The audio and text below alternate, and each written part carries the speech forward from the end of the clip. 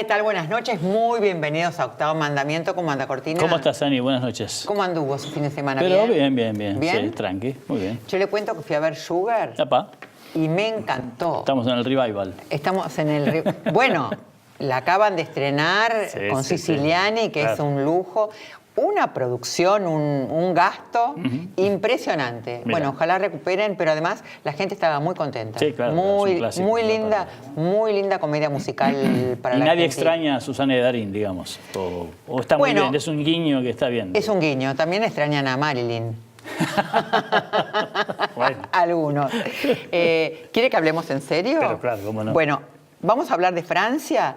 Esto que ocurrió en Francia, ¿no? Que ganara Macron Sí. y Le Pen, ¿no? Que quedaran...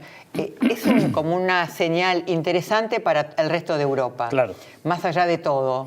Porque Europa estaba muy asustada con las elecciones Claro, en Francia. claro.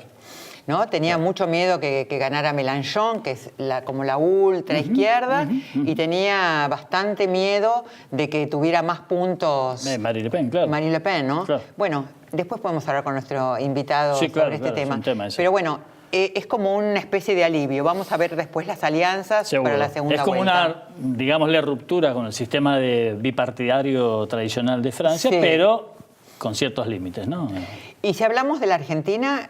Aunque ¿Qué usted tenemos? no esté de acuerdo, yo creo que A ver. avanza una especie de reorganización Ok. del peronismo. No, yo no es que no esté No de le acuerdo. digo, con los intendentes, Sí, ¿no? sí, claro. Entre el grupo Esmeralda, los otros grupos, Ajá. un poco de randazo por ahí, otro Claro. poco de, el delegado de Cristina o Cristina, entre, bueno, la cámpora y la no cámpora. Me Seguro. parece que hay una especie de intento de reorganización del Yo peronismo. creo que dentro del peronismo le están haciendo lo imposible, perdón, por dejarla fuera a Cristina, digamos, me parece. Está bien, también la están mirando con los dos ojos porque dicen, esta mujer sigue teniendo su poder. atractivo electoral y su poder, claro.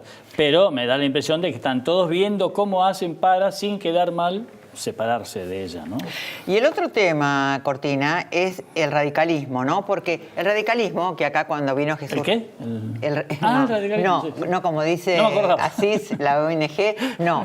El tema es que el radicalismo, que bueno, forma parte de un sector importante de Cambiemos, está como en plena crisis por el tema Martín Lustó, ¿no? Claro, Sanz le peleado estalló con la bomba en su Sí. distrito, en En su- el distrito radical por excelencia, digamos. Sí, y como ya había dicho acá Jesús Rodríguez, sin nombrarlo al Coti, Claro. acá la persona que lo promueve a Martín Lustó y quiere romper con Cambiemos de Claro. alguna manera, es el Coti Nosiglia, ¿no? Efectivamente, Sanz está enojado, están todos enojados. Sí, pero además es, más allá de que Jesús Rodríguez no lo quiso nombrar, es una cosa casi pública y notoria, digamos. ¿no? No hace, es más, uno de su hijo, digamos, el hijo del Cotino Sigla, está operando a la luz del día, digamos, por esa candidatura. Y el otro tema que me parece importante es que Macri se encontró con Lilita Carrió y de alguna manera le dio absolutamente su apoyo. Claro. Incluso me pregunto, ¿será su apoyo frente a Lorenzetti o está haciendo equilibrio? Porque es una situación rara. Sí, la situación de Macri con Lilita, Macri yo creo que consciente de que su partido sigue siendo una entelequia muy nueva y sin estructura, necesita de alguien que por lo menos le juegue de factor emocional, digamos, ¿no? Claro, Ya bueno, sabemos pero- que el voto de Lilita es un voto básicamente emocional. Ahora, ¿qué hace con Lorenzetti? Ah, Si bueno. la pelea Lorenzetti-Lilita es una pelea infernal. Y es una pelea yo creo que no tiene vuelta, ¿no? ¿Y qué va a hacer? El tema es que va a ser Macri, ¿no? Por ahora está haciendo equilibrio. Sí, claramente. Y otro puntito que quería comentarle es qué está pasando en la CGT. Me parece que es la primera vez que en la CGT hay una pelea entre jóvenes y viejos. Entre Facundo Moyano, que quiere la renovación, que es por lo menos la voz cantante de la renovación. ¿Vos te acordás que Facundo Moyano en este programa dijo hace un par de años que él quería esto y que iba a impulsar la ley para que los mandatos Exactamente, sindicales sí. tuvieran una duración limitada, digamos? Es verdad, la viene peleando hace rato y otra cosa que dice es que cuando tenés 20 años, 30 años en el mismo sindicato, Claro. los secretarios generales ni muestran los padrones. Ya los padrones los tienen guardados en los cajones y los van dibujando en cada Es más, elección. se dan vuelta y dicen, si no te gusta, tengo este otro padrón. Absolutamente. Bueno, Hablemos de plata. Hablemos de plata. Mirá, una de las cosas que se vio la semana pasada y que es claramente la gran preocupación del gobierno de Mauricio Macri es, como siempre, cómo seducimos a los inversores internacionales, cómo quedamos bien. Ahora, la gran obsesión del equipo económico que viajó a la Asamblea del Fondo en Washington fue demostrarles que más allá de que haya elecciones, este modelo llegó para quedarse.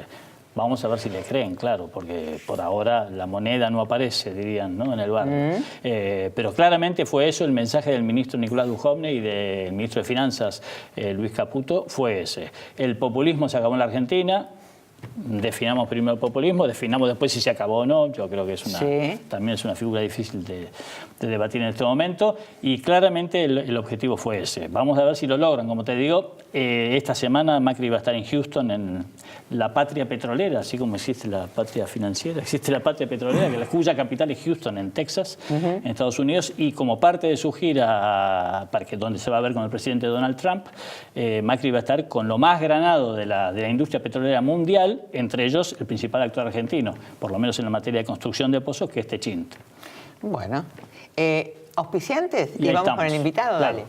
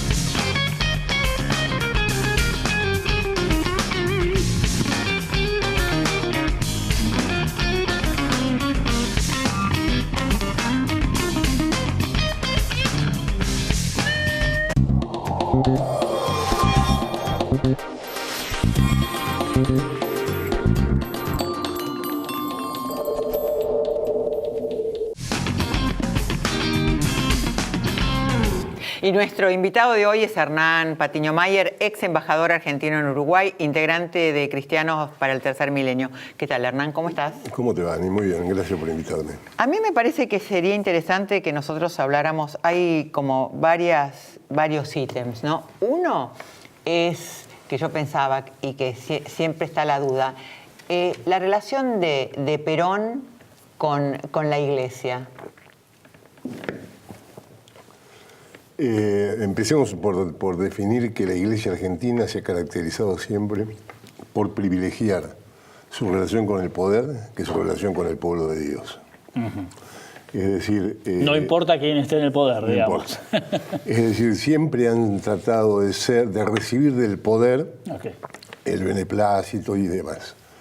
Y de tolerarle al poder una serie de cosas que en algunos casos han resultado francamente contradictorias con el cristianismo. Hernán, ¿esto tiene que ver con la cuestión económica, digamos? El famoso tema de que la Iglesia está vinculada al Estado y entonces necesita... Es el poder, es ser parte del poder. La Iglesia en la Argentina, como los militares en algún tiempo, creyeron que eran fundadores de un país. De un país, claro. Y bueno, en vez de mirar el Evangelio, miraron las casas de gobierno, los poderes militares, y optaron y jugaron. Y en general no lo han hecho demasiado bien. Con el caso de Perón pasó lo mismo, con una diferencia. Yo creo que Perón sabía perfectamente bien qué juego jugaba la Iglesia, y por eso a Perón se le atribuye haber impuesto la enseñanza religiosa en las escuelas. No es cierto, eso se impuso durante la Revolución de 43, antes del 17 de octubre. Después Perón lo sacó, lo mantuvo y después lo sacó. Perón tuvo una relación variable. Claro. Yo no me voy a olvidar nunca la frase de Monseñor Cayano cuando dijo: debajo de esta sotana darte un corazón peronista. Esto lo dijo públicamente y sin vergüenza alguna. Sí. ¿Y era cierto? No lo sé, yo creo que no. Yo creo que, vuelvo a insistir, había una relación pecaminosa con el poder de parte de la Iglesia en, diría yo, contradicción manifiesta con el espíritu del Evangelio. La Iglesia es profeta. ¿Qué quiere decir ser profeta? Los profetas en el Antiguo Testamento sobre todo los que se llaman profetas menores, eran denunciantes de la injusticia y defensores de los derechos del pueblo. Y esa misión es la que tiene la Iglesia, repetir el Evangelio y denunciar lo que el Evangelio denuncia. Es muy simple. No lo han hecho. En la Argentina por lo menos no lo han hecho y en el mundo digamos que lo han hecho con contradicciones manifiestas. Generalmente es como en toda gran organización, ¿no? Hay claro, como internas, diríamos en términos políticos. La Iglesia no es una organización. La Iglesia es una institución que tiene una sola función: servir al pueblo de Dios, que son todos aquellos que adhieren de una manera u otra a la fe en Jesucristo y el Evangelio. Y eso no lo han cumplido a cabalidad. A partir del siglo IV, con la introducción de Constantino y la adhesión al modelo romano, la Iglesia se transforma en una sucursal del poder central en ese sentido yo decía, imperial. Y de ahí se acostumbraron mucho al poder. Por eso cuando San Francisco, que no era cura como algunos creen, simplemente era un laico, va con sus hermanos a ver al Papa, el Papa le pide: Francisco, por favor, ayúdame a salvar a la Iglesia. A un tipo que era un señor común. Un nadie. Esto te demuestra que tenía mucho prestigio, pero que no era sacerdote, no era parte del clero. Es decir, yo creo que hay que distinguir cuando hablamos de la Iglesia lo que es el clero, que es la casta sacerdotal, la casta sacerdotal que existía ya en el pueblo de Israel, y que es esa casta sacerdotal la que ejecuta a Jesús, no el pueblo judío, sino esa casta sacerdotal, manipulando la voluntad del pueblo y haciéndolo aparecer como un traidor a los principios religiosos, consigue la crucifixión. Parece que estamos hablando de hace, por poner un número redondo, 2000 años, y parece que estuviéramos hablando de hoy, ¿no? Es que el drama de la salvación y el drama de la relación entre el poder y el ser humano, y el drama del servicio y el drama del mensaje evangélico está presente permanentemente. No ha cambiado. Ahora, pensando... Y volviendo a tu pregunta, lo de Perón, Perón empieza teniendo una relación próxima con la Iglesia, en los términos en que Perón mantenía relaciones próximas, que no era precisamente, yo creo que la única relación próxima real que tuvo Perón fue Evita. Después, todo lo demás eran relaciones de mando, de conducción, diría él. No, la palabra mando no le gustaba. Con la Iglesia pasó por distintas etapas. Cuando se dio cuenta que la Iglesia le estaba creando un partido, que era la democracia cristiana, que iba a competir o pretendía reemplazar, porque Perón define el peronismo como una doctrina simple, profundamente cristiana, y que busca la justicia social. Es decir, incorpora el pensamiento cristiano desde la perspectiva de su mensaje social, digamos, ¿no? Cuando se da cuenta que la Iglesia está dispuesta a disputar el poder, y a través de la Iglesia, lo que es mucho peor, la oligarquía y los partidos tradicionales y los partidos reaccionarios y las fuerzas económicas y demás están dispuestas a usar a la Iglesia para debilitar el poder de Perón, es cuando Perón se enfrenta con la Iglesia. Y se enfrenta con como era Perón, cuando se enojaba realmente... Tronaba el escarmiento. Exactamente. Y fue con la famosa ley de divorcio, la legalización de los prostíbulos, cosas que para ese entonces, estamos hablando de la década del 50, en este país absolutamente conservador y con una Iglesia que es de las más conservadoras de América, fue tremendamente inaceptable. Es así que los aviones que bombardean la Plaza de Mayo, en el más grave atentado terrorista de la historia Argentina, que no fue el de la AMIA, sino que fue ese, y no se olvidan de eso simplemente porque no sepan. Saben que hubo otro atentado terrorista, pero como ese atentado terrorista monstruoso. Y lo peor es que desde el Estado, ¿no? Claro. O desde una parte del Estado. Creo que hoy se celebra un aniversario, o en estos días, del bombardeo de Guernica, por parte de las fuerzas nazis y de la aviación italiana. Bien, en ese bombardeo se tiraron menos bombas de las que cayeron sobre la Plaza de Mayo de la Ciudad de Buenos Aires el 16 de junio de 55. Es por eso que vos siempre decís que la violencia no empezó en los 70, que es como la versión de Jorge Fernández Díaz, digamos, que es el personaje que te persigue muchas veces. A mí no me persigue él, Yo lo que pasa es que hay momentos en que lo escucho y me estoy revisando, porque ayer o antes de ayer leí algo: no hay que ver lo que a uno le hace mal, porque eso finalmente te termina extraviando. No sé, lo voy a pensar. Yo lo escucho diariamente con mucho interés, porque las barbaridades que dice por momentos me llaman la atención en un hombre que es evidentemente inteligente. Pero dejémoslo de lado. No, yo creo que la violencia, el fenómeno de la violencia en la Argentina es mucho más complejo. Primero, que como se está diciendo ahora, y creo que con razón, la grieta de la cual se habla hoy existió siempre en la Argentina. Claro. Y eso lo vemos desde los primeros tiempos. San Martín casi es asesinado por los rivadavianos. Dorrego es fusilado por su compañero de armas, la espada sin cabeza de Lavalle. Bueno, y mucho más acá la Revolución del Parque, ¿no? Bueno, la Revolución del Parque donde el radicalismo centenares de muertos, centenares de muertos, amontonados en la Plaza Libertad. Sí. El agujero que uno ve en el medio de la Plaza Libertad era producto de los cañonazos que caían sobre la Plaza Libertad. Que sobre la Plaza de Lavalle, ¿no? No, la Plaza Libertad es la Plaza Libertad, la que está en Paraguay y Libertad. Esa plaza. No, el parque era y el parque estaba en lo que hoy son los tribunales, el parque de artillería. Sí. Entonces, siempre ha habido violencia. Ahora, la violencia tal cual la conocemos nosotros, porque después estuvo la violencia anarquista, donde la muerte de Falcón, por ejemplo, y de otro, del coronel Varela, el teniente coronel Varela, que había ido a reprimir la Patagonia rebelde. Pero esos eran atentados típicamente anarquistas, donde un tipo iba y mataba. Individuales, sí. Puede decir. Claro. La violencia terrorista moderna aparece en 1953, cuando se realiza en 15 de abril del 53 un acto de la CGT, y en el acto de la CGT estalla una bomba en la boca del subterráneo A, mueren 9 personas y quedan como 90 heridos, y otra que estaba sobre la marquesina, digamos así, del Banco Nación, que si hubiera explotado caía sobre la gente, hubiera causado una enorme cantidad. Ese es el primer atentado terrorista. Claro. El otro, lo que da continuidad a eso, es el bombardeo del Liceo. Claro. ¿Dejamos una pregunta para después del corte? Sí, me gustaría volver, volver en realidad a estos tiempos para preguntarte si el Papa Francisco viene a introducir una opción diferente en esto de si la Iglesia es un poder o no es un poder. Pero ya volvemos. ¿Cómo no?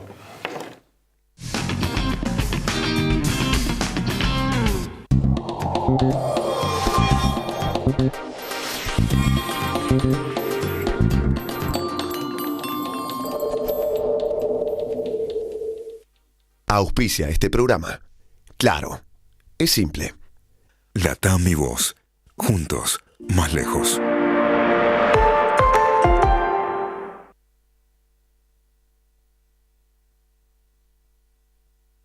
IRSA. Somos la mayor empresa argentina inversora en bienes raíces. IRSA. Líderes en real estate.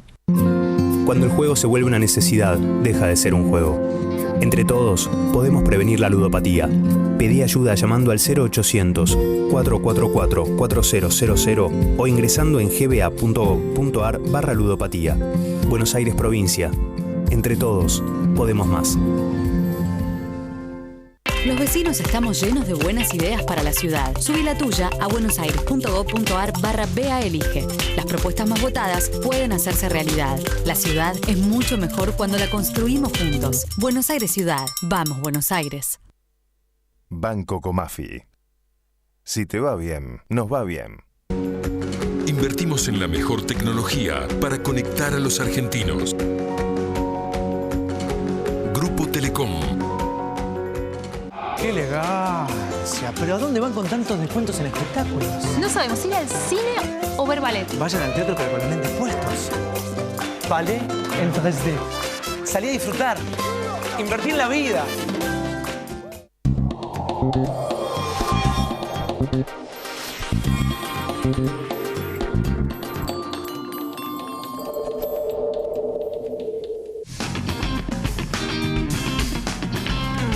Acá estamos con Hernán Patiño, ex embajador argentino en Uruguay, integrante de Cristianos para el Tercer Milenio. Bueno, hablando de todo, desde el peronismo, la violencia, la iglesia. Sí, y lo que habíamos dejado, Hernán, la pregunta era si en esta idea de que la iglesia en la Argentina siempre estuvo vinculada con el poder, si la llegada de Francisco, o sea, de Jorge Bergoglio al papado como Francisco, tenía que ver con lo mismo o estábamos hablando de otro modelo. No, yo creo que el planteo de Francisco, de Bergoglio, es totalmente distinto. Él no cree en la relación con el poder, así lo ha hecho saber públicamente, y eso ha generado enormes resistencias en la Iglesia mundial y especialmente en la Iglesia argentina. Claro. Si vos analizás, bueno, a cualquiera que vaya a las iglesias de Buenos Aires, se va a encontrar con la sorpresa de que el Papa es solo mencionado una sola vez, que es cuando se reza obligatoriamente por el Papa. Claro. Pero las enseñanzas del Papa no son explicadas a la población que va a las iglesias. Ese mensaje no baja. Está encapsulado el Papa. Claro. Y él lo sabe perfectamente bien. Okay. El episcopado argentino sigue siendo básicamente conservador. Claro.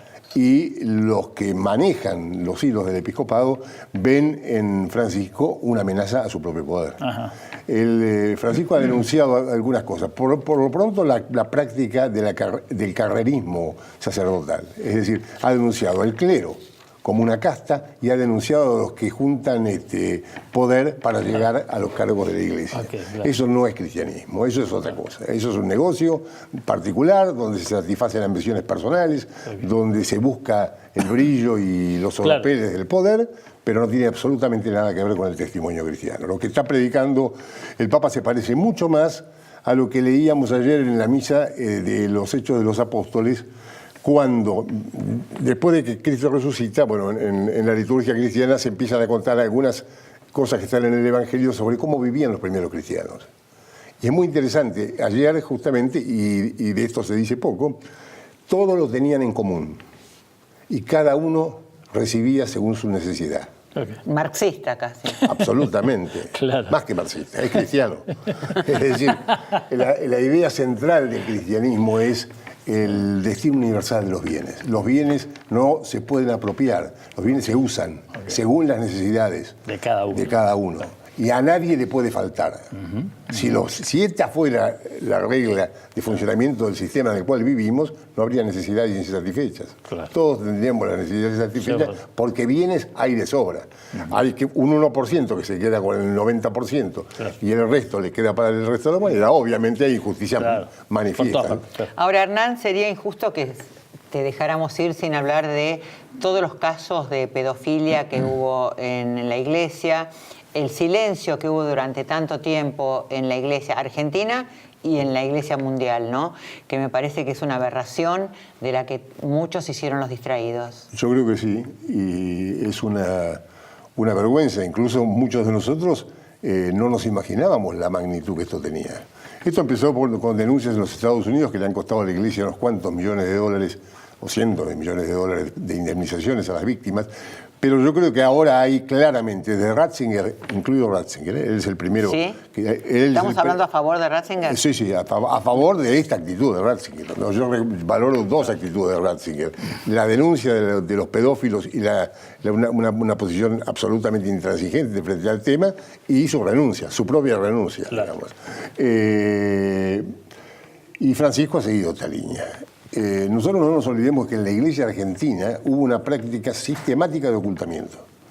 Para darle solamente un caso, el arzobispo de Santa Fe, Monseñor Storni, fue comprobado el abuso que hacía de los seminaristas y se lo mandó al interior y se murió sin nunca pisar un tribunal.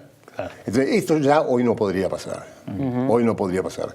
Es un pecado gravísimo porque es la traición. Todo abuso de pedofilia se basa en dos cosas. En la confianza que el más débil tiene en el más fuerte, seguro, porque normalmente este tipo de abusos se dan también en las familias. Entonces es la confianza en el abuelo, en el tío y demás, por un lado. Y por otro lado, en el ejercicio perverso de esa confianza. Claro. Es decir, es una doble traición. Yo creo que es un fenómeno que hay que erradicarlo de manera definitiva de la iglesia. No sé si se podrá hacer de manera definitiva, pero hay que erradicarlo. Hay otras cosas tan graves como esta, como es la misoginia de la iglesia y la homofobia de la iglesia. Estos dos son actitudes anticristianas. Los homosexuales no son seres humanos de segunda categoría. Son exactamente igual que los heterosexuales en cuanto a su dignidad, y la iglesia tiene que tener algo más que una pastoral de compasión. Y parte de esto se podría solucionar, si cabe el término, si se revisara la cuestión del matrimonio, digamos, dentro de la... Sí, yo creo que hay, como bien sabemos, hay pedófilos, ¿no? Hay pedófilos casados. No, pero me refiero... pero creo que el celibato también debería ser voluntario. Yo admito que haya personas que no se quieren casar. Y que no, claro. ¿no? O que lo toman como un voto. Sí, y que lo toman como algo que no hay, a ver, todos sabemos hay tantos laicos que en la sexualidad hay graduaciones, claro. Y hay gente que sin el sexo no puede vivir, claro, y hay gente que puede vivir con el 10% de lo que tiene eso, claro, esto que... Entonces, creo que en esto hay que ser flexible. Seguro. Lo que no me cabe ninguna duda es que una iglesia que obliga al celibato está quedándose sin curas. Y como además la misoginia les impide reconocer la igualdad de dignidad de las mujeres, nos vamos a quedar sin curas y sin nadie. Claro. Porque los jóvenes huyen de hecho, planteos. Y las mujeres cada vez se sienten más agraviadas, porque el otro día lo hablábamos por radio. La excusa de que la Madre de Dios, que es la Virgen, es exaltada como la mujer, es absolutamente cierto, pero no alcanza para cubrir a todas las mujeres. Claro. Porque ni todas las mujeres son madres, ni todas las mujeres del mundo creen que se puede ser la Madre de Dios. Claro. Entonces, creo que ahí hay que hacer una revisión muy profunda. Y vuelvo a repetirte, misoginia, homofobia, celibato voluntario, todas estas cosas tienen que ser tratadas. Ahora, no pongamos a Francisco más de lo que Francisco puede hacer. Él está atropellando una de las instituciones más sólidas y probadas en su consistencia de la historia de la humanidad. Porque no hay otra institución con esta, son 2000 años ejerciendo el poder y usando, por ejemplo, la sexualidad como una forma de dominación. Claro. Entonces, yo creo que hay que reconocer los enormes méritos que lo que está haciendo Francisco tiene, ser conscientes que no va a estar eternamente donde está, y que esto, lo mejor que nos puede pasar es que este camino que ha emprendido con gestos muy claros, de compromiso evangélico, de fidelidad al evangelio, de compromiso con los pobres, esto se mantenga en el próximo Papa. Muchísimas gracias, Hernán, por haber estado acá en Octavo. Un placer. ¿Nos vamos? Nos vamos. Chau, chau. Hasta el próximo lunes.